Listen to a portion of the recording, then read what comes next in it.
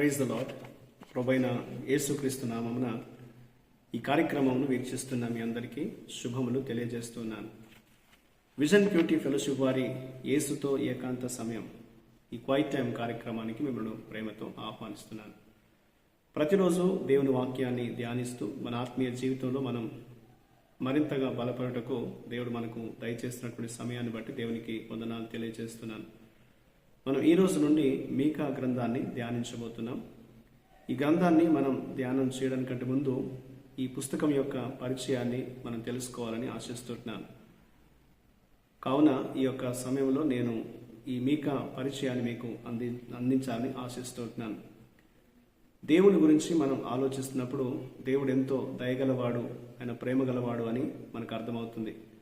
అయితే ఈ ప్రేమగల దేవుడు ఆయన పాపాన్ని ద్వేషిస్తాడని, పాపానికి ఆయన తీర్పు తీరుస్తాడని లేఖనం తెలియజేస్తుంది. దేవుని గురించి మనం పూర్తిగా తెలుసుకోవడానికి, మన జీవితాన్ని దేవుడు ఏ రీతిగా నడిపిస్తున్నాడో గ్రహించడానికి ఈ యొక్క పుస్తకం మనం సరిగ్గా అర్థం చేసుకోవడం అవసరం. దేవుడు పాపాన్ని ద్వేషిస్తాడు మరియు నీతిమంతుడైన న్యాయమూర్తిగా నిలుస్తాడని ఈ గ్రంథం తెలియజేస్తుంది. ఎవరైతే తన నియమాన్ని ధిక్కరిస్తారో వారందరికీ న్యాయమైన శిక్ష విధించడానికి ఆయన సిద్ధంగా ఉంటాడు. దేవుని ప్రేమ ఎంతో నిజమైంది.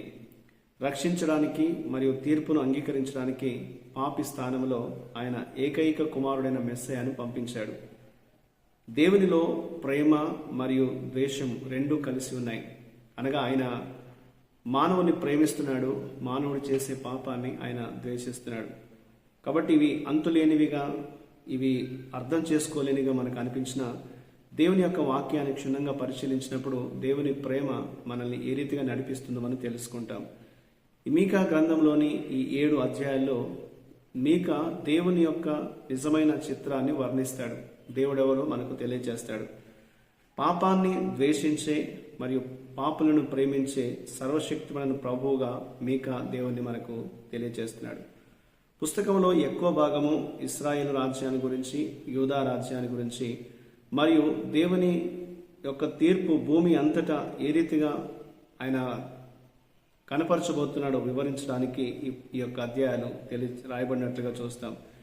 ఈ తీర్పు అనేది యాకోబు సంతతి చేసిన తిరుగుబాటును బట్టి, ఇశ్రాయేలు సంతతి వారి యొక్క పాపలను బట్టి ఇదంతా సంభవిస్తుందని 1:5 మనం చూస్తాం.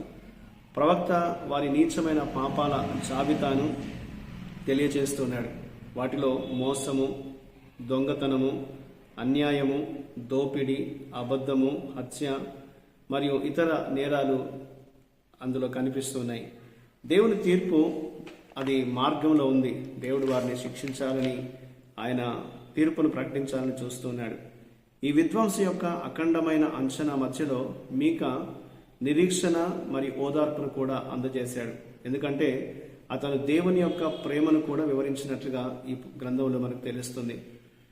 నిజం ఏమిటంటే తీర్పు పశ్చాత్తాపడడానికి, నిజమైన ఆరాధన మరియు విధేయత వైపు తిరిగి రావటానికి దేవుడు తీర్పును వాడుతూ ఉంటాడు. న్యాయంగా నడుచుకొనుటయు, కనికరమును ప్రేమించుటయు, దీన మనసు కలిగి దేవుని ఎదుట ప్రవర్తించుటకు దేవుడు మానవులకు లెక్కలేనని అవకాశాలు ఇచ్చిన తర్వాత మాత్రమే తీర్పు వస్తుందనేది లేఖనం తెలియజేస్తుంది. అయితే తీర్పు సమయాల్లో కూడా తనను అనుసరించేందుకు ముందుకు సాగినటువంటి శేషాన్ని, ఆ చిన్న గుంపును విడిపిస్తానని దేవుడు వాగ్దానం చేస్తాడు. వారి రాజు వారికి ముందుగా నడుస్తూ వారికి యెహోవా నాయకుడిగా ఉండునని 2:13 మనం చదువుతాం. రాజు వాస్తవానికి యేసు. ఆయన యూదా గ్రామమైన బెత్లెహేములో శిశువుగా జన్మిస్తాడని మీకా 5:2 మనం చూడగలం. ఈ పుస్తకాన్ని మనం చదువుతున్నప్పుడు దేవుడు పాపాన్ని తీర్పు తీర్చి శిక్షిస్తున్నప్పుడు ఆయన కోపం ఎలా ఉంటుందో మనం గమనించాలి. పశ్చాత్తాపడి విశ్వసించే వారికి ఆయన నిత్య జీవాన్ని అందిస్తున్నప్పుడు ఆయన ప్రేమ ఎలా ఉంటుందో కూడా మనం తెలుసుకోవాలి. పాపానికి తీర్పు తీరుస్తున్నప్పుడు ఆయన కోపం బయలుపరచబడుతుంది. అలాగే పడి దేవుని వైపు తిరిగిన వారిని ఆయన ప్రేమతో ఆదరించడాన్ని మనం చూస్తూ ఉంటాం. కాబట్టి మనం దేవుని చిత్త ప్రకారం జీవించే దేవుని ప్రజల నమ్మకమైన శేషంలో మనం చేరాలని మనం నిర్ణయించుకోవాలి. దేవునికి దగ్గరగా మనం జీవించాలనేది దేవుడు కోరుతున్నాడు. ఈ గ్రంథం యొక్క ముఖ్య ఉద్దేశం, ఎందుకు ఇది రాయబడింది అని మనం ఆలోచిస్తే, రాబోయే తీర్పు గురించి దేవుని ప్రజలను హెచ్చరించడానికి అలాగే పశ్చాత్తాపడే వారందరికీ క్షమాపణను అందించడానికి ఈ గ్రంథము రాయబడింది. రచయిత మీకా. యెరూషలేముకు నైరుతి దిశలో దాదాపు 20 మైళ్ళ దూరంలో ఉన్న గాతు సమీపంలో మోరేషేతులో ఈయన నివాసం ఉన్నట్లుగా లేఖనం తెలియజేస్తుంది. ఈ యొక్క గ్రంథాన్ని పొందినటువంటి ప్రేక్షకులు ఎవరంటే ఇశ్రాయేలు ప్రజలు మరియు యూదా ప్రజలు, ఉత్తర రాజ్యము మరియు దక్షిణ రాజ్యం. ఈ గ్రంథం రాయబడినటువంటి తేదీ మనం గమనిస్తే బహుశా యోతాము, ఆహాజు మరియు హిజ్కియా ఈ రాజుల యొక్క పరిపాలనలో క్రీస్తు పూర్వము 742 నుంచి 687 కాలంలో ఇది రాయబడినట్లుగా మనం తెలుసుకోవచ్చు. ఈ గ్రంథం యొక్క నేపథ్యాన్ని కూర్పు మనం గమనిస్తే రాజకీయ పరిస్థితిని 2వ రాజులు 15 నుండి 20 అధ్యాయాలు, 2వ దినవృత్తాంతాలు 26 నుంచి 30 అధ్యాయాలు వివరించబడింది. మీకా యెషయా మరియు ఓషియా సమకాలికుడిగా ఉన్నట్లుగా కూడా మనం చూడగలం. ఇందులో ఉన్నటువంటి మూల వచనం మనం గమనిస్తే, మనుషుడా, ఏది ఉత్తమమో అది నీకు తెలియజేయబడి ఉన్నది. న్యాయంగా నడుచుకొనుటయు, కనికరమును ప్రేమించుటయు, దీన మనసు కలిగి నీ దేవుని ఎదుట ప్రవర్తించుటయు ఇంతే గదా యెహోవా నిన్ను అడుగుచున్నాడు. దేవుడు మన నుంచి ఏం కోరుతున్నాడో ఈ వచనం ద్వారా తెలియజేయబడింది. కాబట్టి ఈ మీకా గ్రంథాన్ని మనం ధ్యానిస్తున్నప్పుడు దేవుని తీర్పు మన మీదకి రాకముందే దేవుడు మనల్ని ఎంత ప్రేమిస్తున్నాడో తెలుసుకొని ఆయన వైపుకు మనం మల్లుకుంటే దేవుడు మనల్ని పునరుద్ధరిస్తాడనేది ఈ గ్రంథం మనకు తెలియజేస్తుంది. మనల్ని తిరిగి క్షమించి పునరుద్ధరించి ఆయన మార్గం నడిపించడానికి తన కుమారుని యేసు ప్రభును ఈ లోకానికి దేవుడు పంపించాడు.